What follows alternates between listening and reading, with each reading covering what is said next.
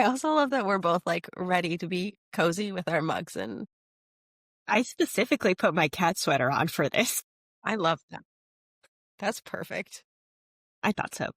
It's been my guest podcast sweater. I love that. So today I am here with Stacy, and we are going to chat about business coaching and if it's an MLM and all the shady tactics that are involved there. I've worked with Stacy. She's like an amazing copywriter for, gosh, I don't even know, a year and a half, 2 years, something like that now. I feel like it's been a Something like minute. that. Yeah, it's been a minute. You've been around a while. Yeah. She's also one of the few people I've actually met in real life from like the online business world. So that's cool. But yeah, do you want to tell us a little bit about your work more before we get started?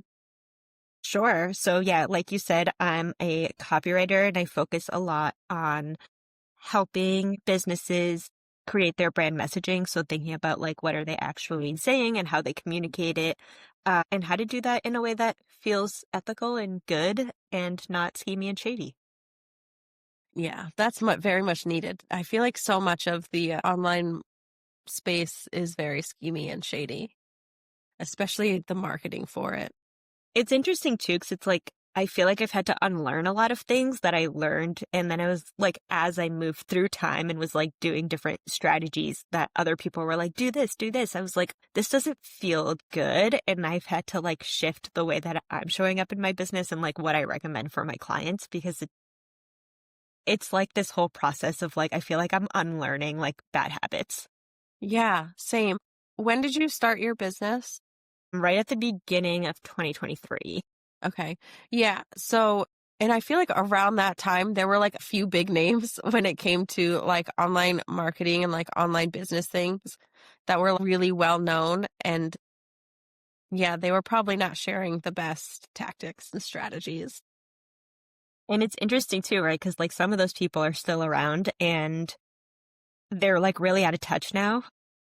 My gosh, yeah.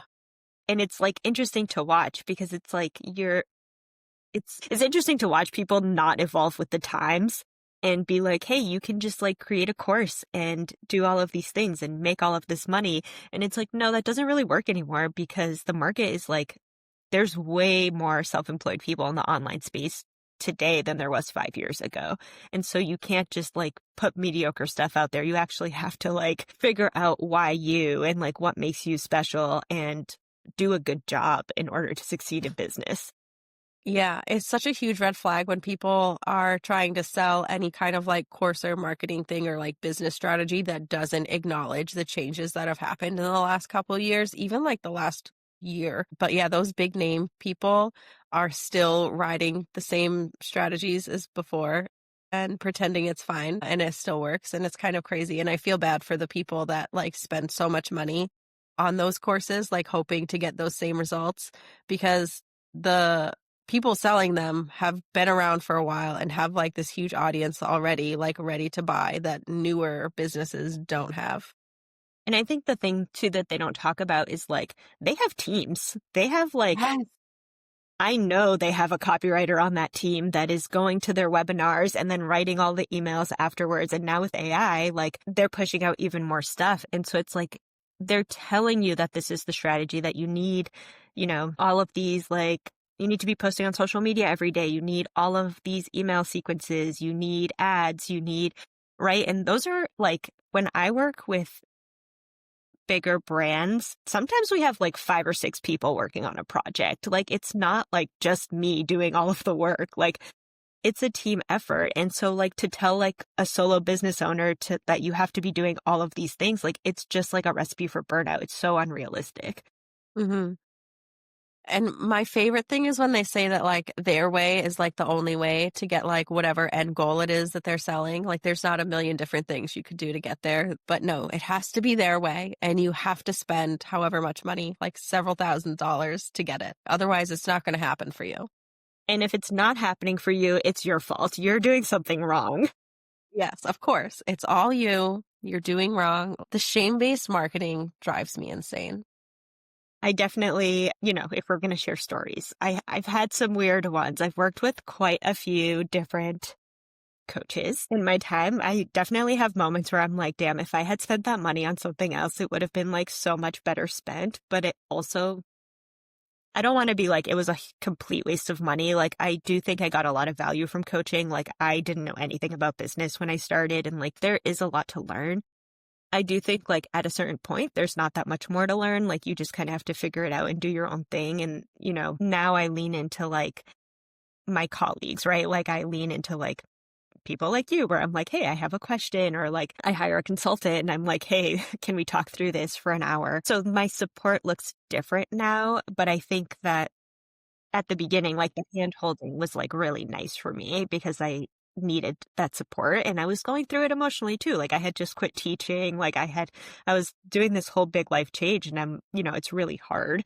So I don't want to like totally shit on business coaches, but I have had some weird experiences. Like, I signed up for like a 1-year program one time, and like halfway through, our like weekly calls started becoming like basically like church sessions. Like, she would just like preach the whole time, and like I just like started feeling like really uncomfortable. That's not why I signed up for the program. So I ended up just like quietly backing away. But I was like, damn, like that was money poorly spent on my part. Yeah, that's unfortunate. I feel like the same way. Like, I've also invested in several coaches and programs and things, and there was a lot of really helpful stuff in there. But like you were saying earlier, there are definitely some tactics that I had to unlearn, being like, this isn't the best way. This doesn't make me feel good. It doesn't make like leads feel good. I'm not doing it. What are some of the like icky tactics that you see that feel gross to you? Yeah, kind of like the more, I guess, like pain point marketing, but without like the validation aspect, and also like fake urgency. It just annoys me. Will you give an example if people don't know? Oh yeah, so fake urgency, like if you're selling something and you have like some kind of random deadline with no reason for it. Yeah, why? I don't get. Because somebody told you to do that. Someone told me. I felt like I had to every time. And I don't know. I feel like it can be done right, but when it's like, I hate it when it's so like hyped up, like, oh my gosh, this deadline is happening. You have to do it now. You have to buy. Like, that bothers me. But you can be like, this sale ends because that's when it does. That's fine. But like Right. when you go to the extreme of it, it's like stressful, I feel. I know. And it's like, I think what people don't understand too, like using those tactics is like pressuring people into the sale ends up with a worse customer experience because they're not like fully bought in. And so like, yes, you got your money, but like you might have just lost like a recurring client that would have stayed with you for a long time. And like referrals too. Yeah. And it's so funny 'cause like I have somebody who emailed me actually this morning, and we've been talking, it's November. We've been talking since the summer about like her wanting to join my offer. And every time we talk, I'm like, whenever you're ready, like it's fine. We'll be here. Like it's up to you. Right. And like, I think that has built more trust than being like, what the tactic that I see all the time is like, well, in 6 months from now, are you going to be mad at yourself for doing nothing today? That one. I hate that one. Yes. There's so many like icky specific like sales calls tactics just like that too that I've fallen victim to and have been told to do on sales calls. And now I'm like, no. Yeah, like asking for credit card numbers on sales calls. Like I got trapped into that because I was like, I'm like, I got stuck. I was like, Yeah. It's like so pressure filled, and sometimes some people, I don't want to say like all business coaches are evil or anything, but there are some where it's like so much pressure and they don't give you an opportunity to say no. It's like, I hate it. I hate it so much. Or one person was like asking about the investment because that was my hang up. I was like, this is a lot of money. Like, this is new for me. I've got like 3 kids. This is a lot of money for me to spend. And they were like, well, one time, I had to sell some furniture in my house to be able to make an investment. And we're like asking like what we could do, what I could do to come up with the money to be able to afford it. Not like your tactic of, well, I'm here whenever. And then pointing out like, well, if you don't do anything now, your business is going to stay the same. It's not going to grow. Like, it felt really awful. yep, I've had that happen to me too, where like I remember I was like trying to cut costs and like trying to save money. And the feedback I got was like, hey, why don't you just stop trying to cut costs and just sell more? It really led into like, it was like the 2x of the pricing for the next year. And I was like, hey, I can't do this. And it was like, well, why not? It's because you're not selling enough. And it's like, it's not my responsibility to pay you. Right. Yeah, that's insane. That was like a big thing I saw. I know you don't spend much time on social media anymore, but were you on Threads after like ConvertKit or Kit, I guess, raised their prices and people were offering like Flowdesk as an alternative? Not really. Okay, so it was insane. People were like, well, if you can't afford it, you're probably like shouldn't be in business. Like you should probably be making more sales. And I was like, what a weird take to have. It was That's wild. so awful. It's so bad. God forbid we want to save some money. Yeah, and it's like just like so out of touch because it's like things are really expensive right now. Like it makes sense that you're cutting costs. I like Yeah. budgets are tight. People are making less. Like it's really, I don't know. I would never tell one of my, like if one of my clients came to me and was like, I can't work with you, I would never be like, this is your fault. Yeah. No one wants to hear that. That's like a surefire way to make sure they don't come back when like things are better for them. I know. And like you said, like the referrals piece, right? Like I had a retainer client that ended up getting laid off from their full-time job. So they were like, all right, we're going all in on business now. But it was like, okay, now I don't have this extra money to like invest. And I was like, hey, I get it. Like it's totally fine. But they're like also a great referral source. And we just like maintain that relationship. And it's not like, I don't know, it's not like I have to like be dramatic about it and like petty about it and go complain about it on social media. Right. Yeah. I feel like some of my like highest ticket, like recurring, like retainer kind of clients are all from referrals.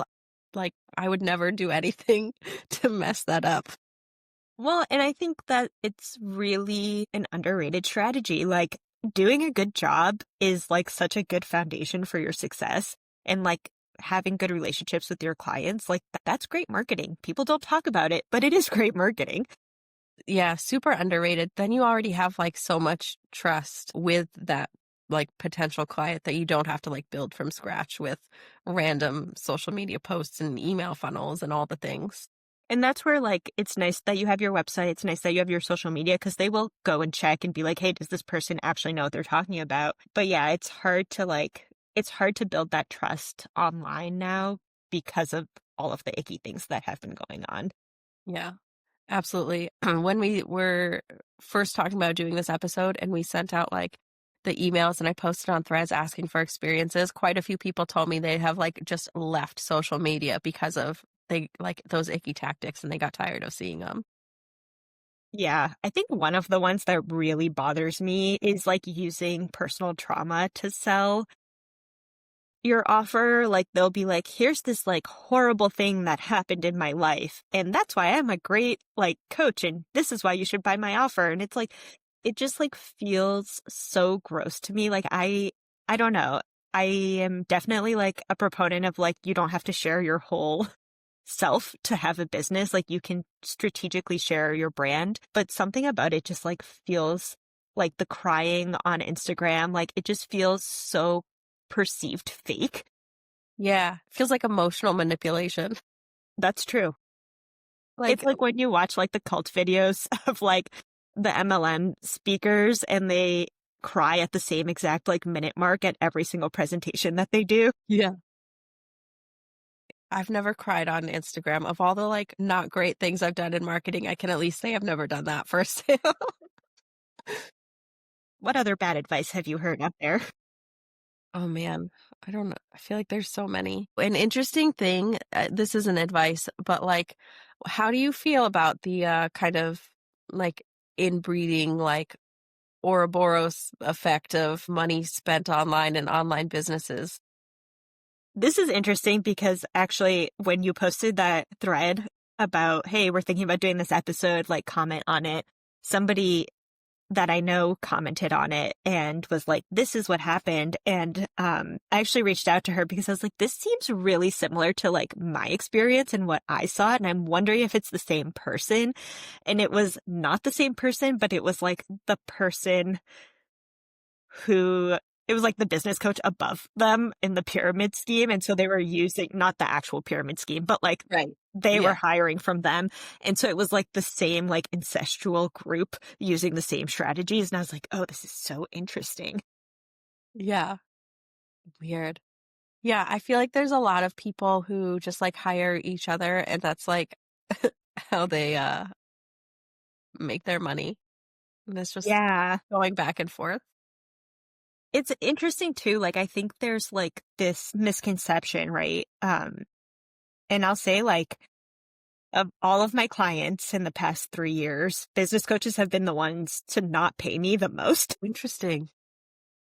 And I think that there's like this like divide between like how much money they say they have and all of this and actually being able to pay you. And so I think there's this like misconception too in the online space, like especially when people are starting out that like they want to be working with business coaches, which is fine. There's some really amazing ones out there, but like where I make my money is like actual businesses that provide actual services for people, like not people who are just in the online space. Like there are people who are like in real life, like doing real life things. And those people always pay me. Yeah. I actually, now that you mentioned that, same. I have like my membership and like services for like online business owners. And then I have like my full on management for like law firms, medical offices. And like I've never had any issues there. And it's like, yeah, agreed. Exactly. Because it's like they have actual money because they're real businesses doing real things. Right. Yeah. And I don't know. That's not to say like all like online businesses are bad, but definitely, think about branching out. Well, and it's like, I actually was like worried when I sent the email out because I was like, I feel like there's a lot of business coaches on here. And I actually had a few business coaches reply and were like, thank you so much for sending this email. Like, I'm so glad you're saying these things out loud. Like, there's like a few people that are like dirtying the name for the whole industry. And it's like really true because it's like if you're just like a business coach working with business coaches, that feels really MLM-y because you're just perpetuating the same things. But if you're like a business coach consultant working with the beauty industry, working with creatives, working with, people. I know somebody who does helping businesses who are ready to sell their business and they do like the end of the spectrum. And so I think like when you're niche down like that, there's a lot of value you can provide. Yeah. But I think like general, like business coaching that is really just how to use social media, like isn't really going to be super effective in the future, especially with AI now. You can just AI that. You can AI your business coach. You Don't, it's not a real person. Thank you for pointing that out. Yes. Very, very important to keep in mind. But yeah, that's super true. And it kind of goes back to those icky tactics that like those main big people, they're just spreading and then to like the people that hire them, then the people that hire them. And that's why we see like so much of it. It's kind of like, remember like the faceless digital marketing courses? It's kind of like that. It's like, how do you really stand out when you're doing the same things? Yeah. And maybe like too, like I think another thing is like really, if you're thinking about investing in a business coach, like asking the questions, like what experience do they have? What kinds of businesses have they worked with? What are they promising, right? Because if you're promising tons of money, is that actually realistic? Are your clients actually getting that? Yeah, that's super, super valid. I did work with a coach like that who did promise like their guarantee was like a certain amount of money. And while they had, I assume, some clients because I saw like good testimonials on their website and stuff who were like actual real people. A lot of the people in like the cohort I was in for the course or like group coaching thing got nowhere near that amount. So yes, definitely something to be wary of. And on that note, I also saw a course that I was interested in investing in and went to check out the testimonials. They were fake. No, that's illegal. Yeah. Like I looked up the names of the people and they just like didn't exist. That's wild. It was insane. That is, that can get you a hefty fine from the FTC. Not that the FTC is probably doing anything right now, but in the Right. future. At some point. Well, and if you think about it, right, like, you know, some of the bigger businesses, they can pay that fine. But like, if you're slapped with like a 10K fine, like that would really hurt me. Yeah. Yeah, that's quite a bit.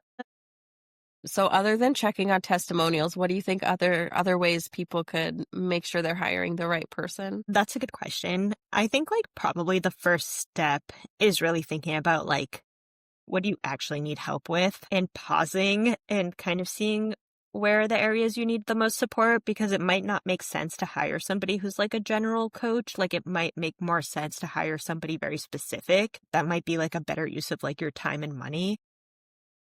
But then also just like looking at like their messaging and how they talk about their offers. Like, does it feel like relevant? Does it feel like, I don't know, for me, it's like the out of touchness. Like if it feels like you don't really get it, or you're like, if it feels like you don't really get it, like you're losing me, because I want somebody who understands that, like, yes, I'm running a business, but like my business fits into the rest of my life. Yeah, that's super true. I don't think I would ever hire someone who wasn't able to acknowledge that, like, oh, this is like honestly, for me, it's like a part-time thing because you have 3 kids who take up a lot of your time and energy. If they were all like, well, just get up before your kids get up and get work done, I would be an immediate no for me. Like, no. No, you don't want to join the 5 a.m. clubs? I actually was talking about this with my husband today. It's insane that an extreme, like not morning person, is expected to get small children up and ready in the morning. It never goes well. I'm certainly not waking up earlier than I need to get anything done. That's so funny. I used to teach, and that's like the best part about having my business is like I don't have to wake up at the crack ass of dawn to get to school on time and then deal with lots of children. If I could start at like 10 a.m., I feel like I could have still done it. I had an office job where everyone just knew I wasn't a morning person, and the rule was no one would talk to me before 10 a.m., and it was glorious. That was like, I didn't like the job, but I liked that part of it. That's the dream. Yeah. All of my calls now are between like 10 and 2 p.m. because I'm like, maybe a 9, maybe. Yeah. But like, and then it's like after 2 p.m., I'm like, I'm done. I don't want to talk to people anymore. Like, I just want to like focus on writing and like doing things that don't involve people. Yeah. Valid. Or like, I will only do like one call a day. If I do more than that, I'm done. It's too people-y for me. I'm not interested. It's too people-y. Yeah. I don't know. What do you think is like I know people talk about like regulating like the business coaching industry. Like what do you think would make it better? That's such a good question, and I have no idea. I know that was like a comment on the thread I posted. Someone was like, well, just like in any other industry, there's like bad apples everywhere. But it seems like in business, because it's not regulated, there are way more bad apples than not. Because like she compared it to like electricians or plumbers and stuff. But even then, they have to get licenses to work. They have to have some kind of training. Anyone can call themselves a coach. What's interesting as you say this is I'm thinking about like certifications, because I know a lot of people have like the life coach certification, but I also know that that's a certification you can get in like 10 hours over a weekend. And there's not continuing education that you need to get, which as a former teacher drives me crazy because I had to do so much education to be a teacher. Right. So even like certification programs, you can just make up a certification program. And so how do you even tell that a certification is legit and recognized by different authorities? Yeah, that's super valid because like I use Thrivecart and I can host a course in there and I could make up a random certification for anyone that takes my course. I'm not any kind of accredited like school or university or anything. I'm just a random person. Like it's kind of crazy. I know. So it's honestly, if you're trying to hire somebody, especially like one of the bigger names, like do a Google search on their name, Reddit, and see what comes up, because you will find the tea. If they're big enough, you'll find the tea. Yeah, that was something someone said to me. They didn't even want to put it in a comment, but they DM'd me about someone I was following that was like a kind of doing those icky marketing tactics and like spreading misinformation like in their course. And was like, "Are you sure you want to be following them if you're like talking about this on threads?" And I was like, "I don't. Thank you for pointing that out to me." Like I was not familiar with this person's work. I actually went through and unfollowed a bunch of icky coaches on my Instagram, and now the space feels a lot better.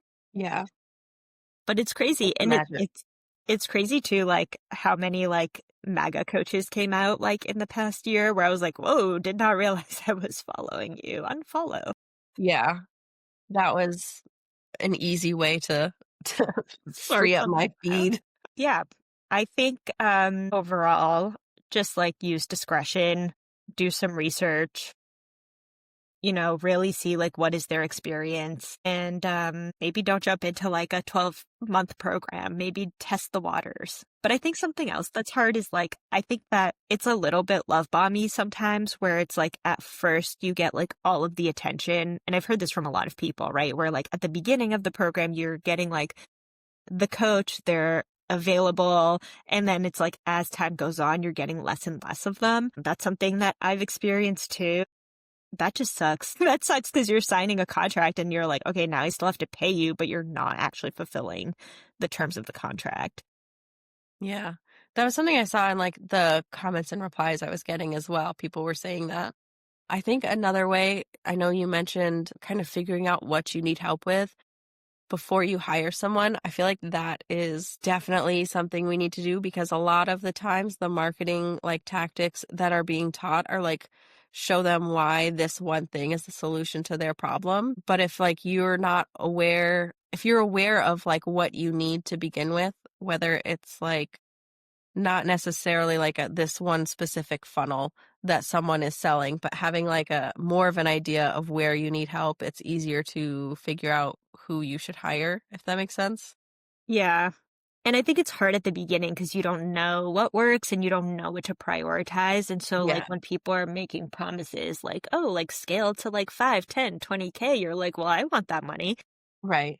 I want to do all of the things. And then, yeah, I've been in multiple programs where I did not reach like the income promised. I know. I would love to see how often that actually happens. It's so interesting 'cause there has to be like at least one or two people that are making it. But then I also wonder like, how much money were they making when they came into the program? Right. And like, If what do they they have already teams, have? like how big their audience was to begin with, like are they running ads, like so much stuff.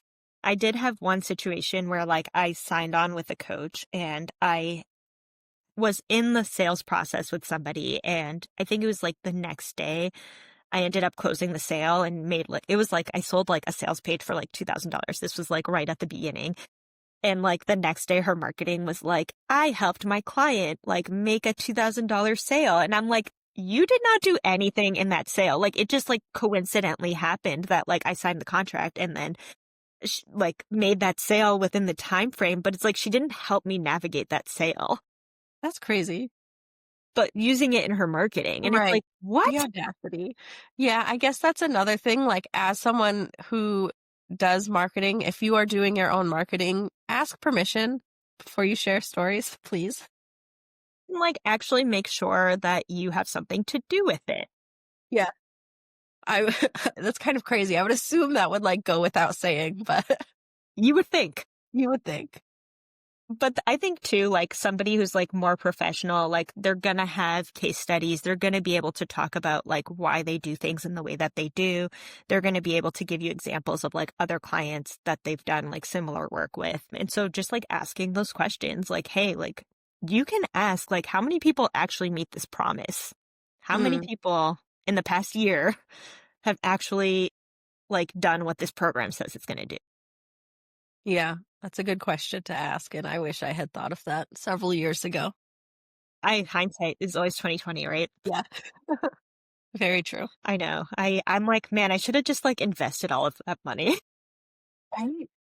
It's helping me now not paying a business coach thousands of dollars every month. Yep. Makes a world of difference. Yeah. I think one marketing tactic that I see is really leaning into this like fake friendship thing. And I think it goes hand in hand with what I was saying before with like the trauma, right? And so you're basically divulging all of your inner secrets into your audience to make them feel like you're their friend, but you're not actually their friend, and then manipulating that to make sales. Yeah. Yeah. And that's like a thing, not even with online business coaches, but like big celebrity people do that online too, or like big influencers, and it always weirds me out. It weirds me out too. Like, you see it with like T Swift, you see it with like Beyonce and like all of these, like, I'm like, they are just people, guys, and they don't know you. Like, they are using you for your money. So it's really, I think just like being cognizant of that. Like, if you are feeling like an emotional connection to somebody and you want to work with them because of that, like, just remembering that it's a business transaction and these are not actually your friends. And I'm not saying you cannot have relationships with the people that you work with, but just being cognizant of that. I don't know. Yeah, there's a line there that gets blurred, especially in the online space. I work with you and I would say we're friends, but I don't work with you because we're friends. Like we kind of formed that after we started working together. It's not because you cried on Instagram and I felt connected to you because of that. Right. Exactly. Like, yeah. And I think that it's like we connect too over like, we have a lot of similar values. We approach the work in a lot of the same ways. And we've learned that over time, like through working together. Like you've been my client, I've been your client. Not to say we're being incestual business coaches here, but there's mutual respect, I think, versus some of these bigger coaches are selling you this friendship, but then they're not actually interacting with you when you buy their thing. Yeah. They're keeping you like at a distance. They're not actually like in the room with you, even though they're selling like be in the room with you. That's another thing we didn't talk about is like the selling like the energy behind success and like selling mindset behind success. Like, I'm sorry, you cannot mindset your way out of poverty. If only. If only everybody would be rich. Dream. The dream. Yeah, like what a crazy thing to say and to like promise people. Like I don't understand that at all. I get having like a positive attitude can help you to work harder or to reach your goals, but like, it doesn't stop there. That's not the whole strategy. And of course, there's like a lot of social skills that you need to be good at business. Like you Yeah, need to have some resilience. You need to be okay with people saying no to you over and over and over again. Like there are skills that you need to be successful in business, but it's really not like sit down and journal and write down the 5 things that you want to do and that's going to make you rich. And that goes back to the out of touchness because how many business coaches are writing books about like just manifest your destiny and like all I did was meditate and journal, and I'm like, you are a very privileged person and that's why you were able to meditate and journal your way to success. But I also see some of those people like struggling now because they're not able to adapt and they're not able to see like what's actually going on because they're so out of touch. yeah, yeah. Anyone, like I said earlier, anyone who hasn't made some kind of shift in their business is like a huge red flag. It's so different now. Like pretending the same things work is just insane. And it's like, in some ways, it is the same things that work, right? You need like a good message, you need good copy, you need to get in front of new people, you need to build those relationships. But it's like, it's the tactics, right? That are not Right. working. Yeah. The tactics, not like the base strategy. Right. It's interesting now because now you're getting like the AI experts and you have people building like AI agencies. And I'll be interested to see like how all of this plays out. I have so many thoughts on AI. It's going to be a whole nother crossover episode. It really should be. I was like, do I talk about AI? And I'm like, no, we have like other lives to lead. I cannot take this entire day just like yapping and whining about things. I think being in marketing has made me a little bit cynical, but one thing that has been really bothering me is the people who write books and then have like #1 bestseller. And it's like, on what list? Which Yes. list are you a #1 bestseller? Please tell me Yeah. what list. I wanna know. I wanna see, like, the sticker that comes on the book when you get it, the little gold thing. Yeah. I need it to be legit. Right. Like if you are like number one on like a super niched Amazon list or like, I Oh, don't yeah, think with, that like counts. where it's, like, a category nested under, like, 10 different categories above it. Literally. And there's, like, 2 other books on the list total because that's all that fits in that category. But you have such a big audience that all bought your book. So it's, of course, Yeah, number one. Yeah. of course.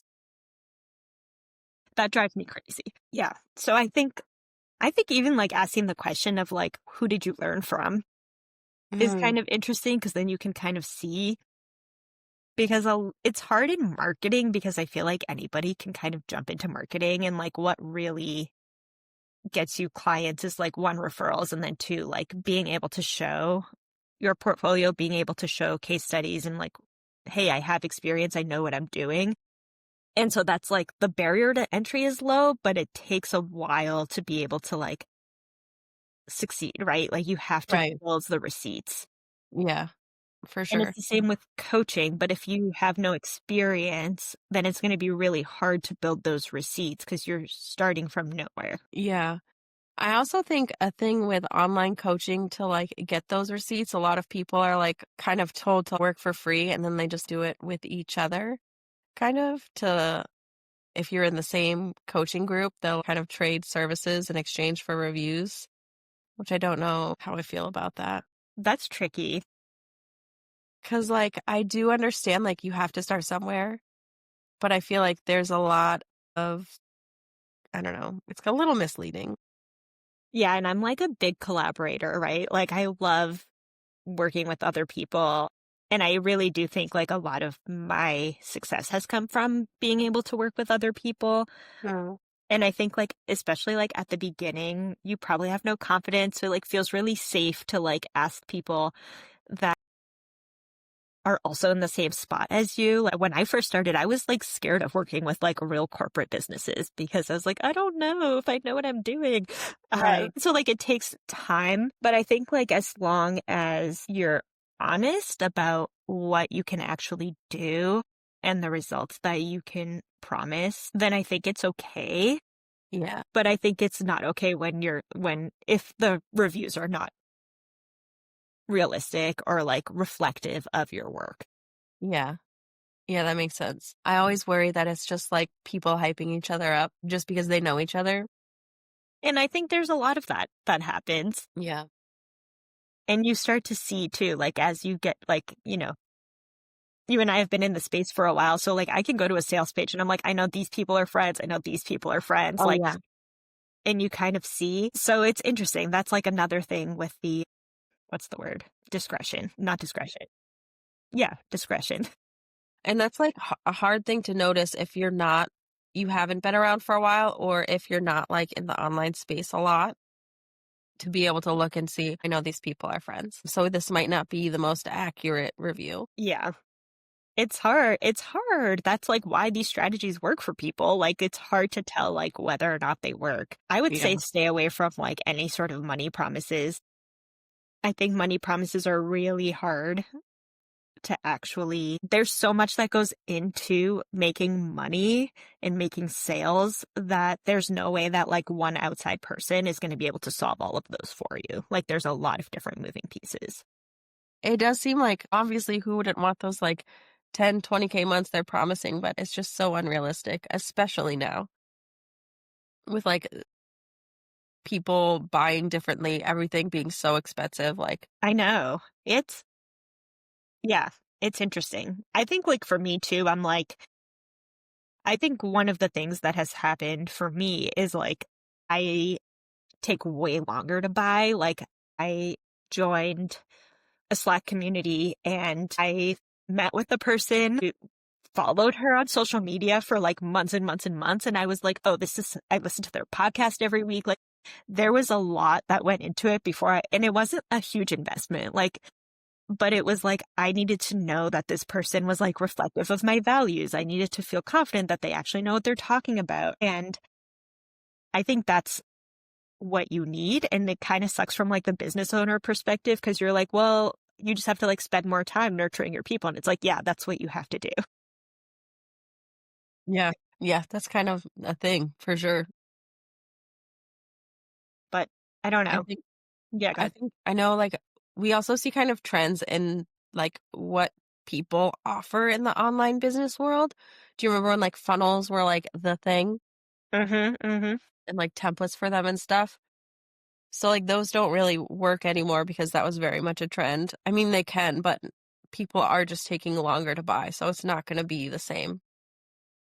Right. You're not going to have like your perfect 8 emails that are going to bring you, $20,000. And I think that's like the other thing too with all of these marketing tactics is like, it doesn't happen in a bubble, right? Like you can have the perfect funnel.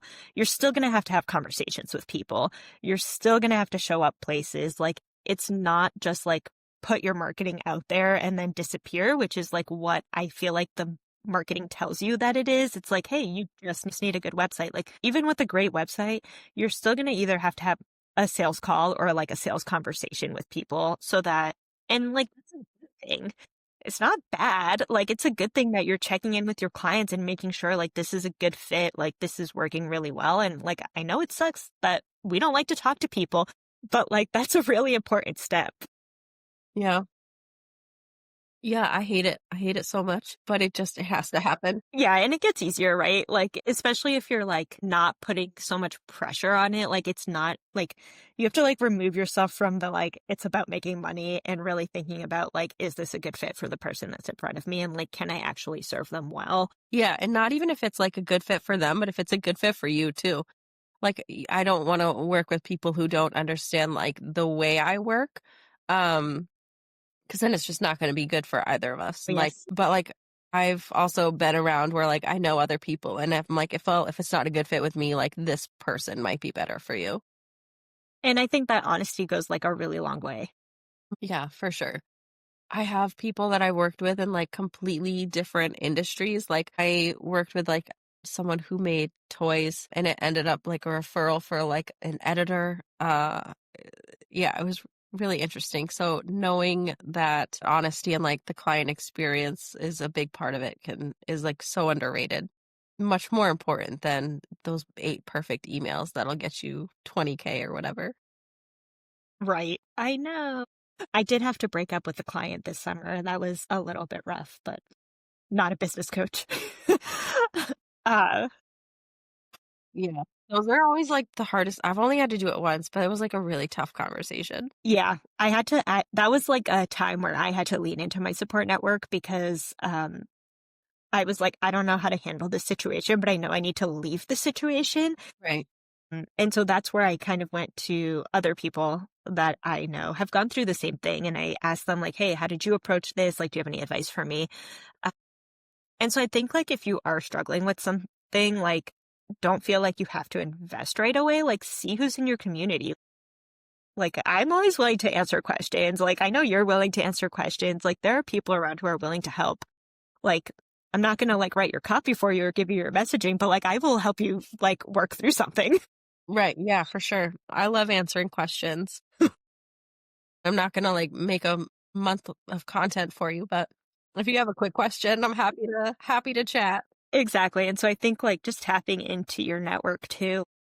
There are people around who are willing to help. And, I had somebody when I first started who was just like so awesome with me and was very much like, hey, I know it's really hard at the beginning. If you need help, like reach out. And they are one of my biggest referrals because I've just been like responsive and work hard for them and all of that. So, you know, I think takeaways are like be honest in your marketing, use discretion when reading other people's marketing and realize that like it's marketing and they're trying to spin it in the best way possible and ask the hard questions Mhm. and do a good job.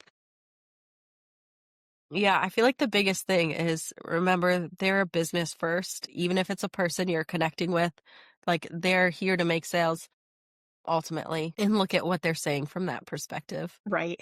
Kind of like when you see anything on social media, this is like a thing now that my oldest is getting more access to the internet. I'm like, what is this person trying to say and why? Whenever we see videos, so they don't turn into like Charlie Kirk followers. Yeah. And that's hard, right? It's a skill, right? To be able to look at something and really think about it and say like, "Hey, is this actually true? Is this actually realistic?" And you do have to do some digging. And I think that's like where it's hard because it's so fast. Like you're getting ads, and then if you click on the ad, you're getting ads all the time for that thing. And so you're getting exposure to this and you're hearing the message, and your first instinct is probably to like jump in and be like, "Hey, I want this." And so really like forcing yourself to pause and like ask the hard questions and really think about like, is this actually in my best interest? And talk to a colleague before you like jump into a big investment to see like, does this actually make sense? Like, what do you think about this? Would you spend this money? Because sometimes like having that outside perspective, somebody might be like, actually, no, like that doesn't seem like the best use of your investment. Yeah, and that's like another way of that fake urgency just feels so icky. Because like you really do need to take the time to think about it and make sure it's a good decision. So when people are like, "Oh, you only have 24 hours to buy," you don't. The offer will probably be there later, or another one just like it. Like it's not that serious. I think the other thing that I really hate is like the messaging behind like, if you're not willing to like give it your all, like you're going to fail. And, really telling people that like they should spend their last amount of money or whatever it is. Yeah, that's so gross. It's Like so gross. there's so few things in life that I give my all, and I never want to do it unless it's like sitting on the couch. That I will give my all every time. That there's like this whole thing about like making your business your identity. And I think because I was a teacher before, I'm like extra sensitive to this because I feel like teaching was such a big part of my identity. And Yeah. it's like, yes, like I'm a copywriter, but I'm not just a copywriter. Like I'm a full-fledged human and I work like 9 to 4 most days and, not Friday. But then I like check out, like I treat it like a job. And I think that treating it like your whole personality is not setting you up for success. And it doesn't like acknowledge that you're like a full human with a family and like hobbies. Get some hobbies if you don't have hobbies. Yeah. Get a hobby. I feel like it's very similar as in like the parenting space, especially moms who are like typically like the primary caregiver, like default parent, where it's so easy to like let motherhood be your whole identity, but you're not doing yourself any favors when it's like parenting or your business. You got to have things outside of that. And why do they have to be connected? Yeah. Like I see that a lot too with like, religion is coming into a lot of business coaches now, which is like fine, but like if that's like your niche, but it's just like why are those identities connected? Like they're separate things. And like when you're working with like, I don't know, like I work a lot in the manufacturing space. Like I would never refer out like a Christian business coach to like, my engineers that I work with. Yeah. So it's interesting, like the way that it's niched down. I don't know. It feels weird to me to like make it so much of your identity instead of just like a piece of what you do in your work. That's valid. Like you kind of market more towards mom business owners, obviously, Kind but of. most of my clients aren't actually moms. But yeah, I think just and this is something I've actually been thinking of, not putting mom in there, but focusing more on like the time saving strategies. Cause that's why I did it. Because yeah, it's not something I want to spend a ton of time on. Like I said, I want to do as much as I have to get the results I want. And sometimes I have very little time to do it. Using that without mentioning moms is like perfectly fine. And I think like for you, it makes sense because it's part of your story, right? Like it's part of your brand. Yeah. But I also feel like, I don't know, reading your stuff, like I'm not a mom, but I don't feel like your whole brand is about being a mom. Like you're not really like putting your kids out there and talking about what's going on with your kids and talking about motherhood. You're really saying like, this is how to do the thing when you don't have time. And that's Yeah. why it's great for moms. Like it's not really like you're not bringing in that parasocial relationship necessarily where you're like, here's what my kids struggled with yesterday. I my Yeah. thing. Yeah. That's another thing I feel like I could go on like a super long tangent about is like people that use their kids for content. Can we not? Can we not? I feel like I share on my, like, personal social media, I will share, like, pictures of my kids because it's private, but, like, using my kids for content is so weird to me. Like, they're not old enough to consent to be, like, on the internet like that. I don't know, it makes me feel kinda gross. I'll be interested to see like how this plays out, like when these kids are like older and they need therapy to like reflect on why they're on the internet so much and why Yeah, people know their whole lives. I haven't seen it, but there's also, like, some documentaries on Netflix for, like, child, like, influencers and, like, the crazy relationships they have with their parents and how, like, negatively affected the kids, and I think California is making laws about it too now. It's a good Um, documentary. yeah, yeah, it Yeah, they're making laws. It basically is like they because child actors have like really strict laws, but right. there are no laws for like the influencer space. It's 'Cause the so parents are making money off of these kids and, like, forcing them to perform just like an actor, like, it's a weird thing. I don't understand. it makes me And, like sad. I'm like, can yeah, you just let your kid be a kid? right.